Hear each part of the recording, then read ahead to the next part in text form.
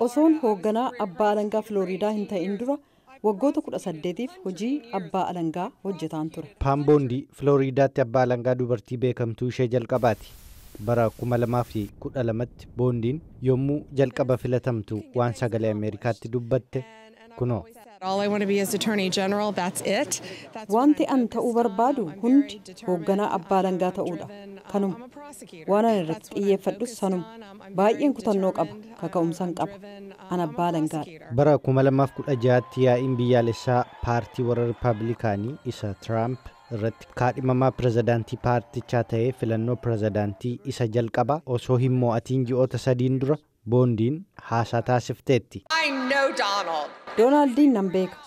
Akkasuma Doonaaldin beekuu koottis nan boona. Deeggartuu amanamtuu cimtuu Trump kan taate Bondiin filannoo bara 2020 sobaan Trump injifateera yaada jedhu warra deeggaran keessaas ishee tokkodha. Akkasumas bara jalqaba Trump aangoorraa akka ka'uuf himannaan irratti dhiyaate sana garee ogeessota seeraa isaaf falmaa turan keessaas turteetti. Joo Baayiden nama Yukireeniif dhaabate. Bondiin Rippaabilikaanota warra kaan waliin ta'uunis dhaddacha New York isa pirezidaantiif filatame maallaqa waliin dhahuun himatamuun himannaawwan yakkaa 34 balleessaa qaba jedhame irratti Trumpiin deeggaruun dubbatteetti. Jalqaba ji'a muddee kanarratti Bondiin kaapitooliin kan daawwatte yommuu ta'u abbaa alangaa waliigalaa ta'uu ishee mirkaneessuuf jecha seenaataroota amansiifachuuf dursitee waan taasisaa jirtudha. Hundinuu akkam jirtu walgahii gaarii Senator Grahaamiin arguuf hawwii guddaadhaan eega.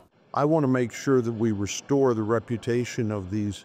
Maqaa dhaabbilee kanneen akka FBI, Ministeera Haqaa fi Hawaasa Basaasaa bakkatti akka deebi'anii fi dhaabbilee siyaasaarraa walaba akka ta'an mirkaneeffachuun barbaada. Xiinxaltoonni immoo gama isaaniin dhiibbaa White House irraa bilisa ta'uu dhabuun ishee dhimma yaaddessu sirriidha jedhu. Akkani yaadutti carraan Trump poostaawwan seera dura jiran cinaatti dhiibuu yaaluun jiraachuu mala. Inni jedhu shakkii sirriidha. Yeroon akkasiis jiraachuu mala. Kunis Trumpii fi amanamuu fi seeraaf amanamuu dhiibbaa keessa galchuu mala. Akkasumas Pam Bondiif waliigaltee jijjiiramu ta'uu mala. Wantoota walitti bu'an keessaa tokko kan isheen bara 2013tti himannaa qorannaa Yuunivarsiitii Trumpiin waliin dhahuu jedhu dhiyaate irratti akka hin qoratamne murteesseedha. Komishiniin naamusaa Floriidaa gama isaan garuu seera dabe homaayyuu hin arganne.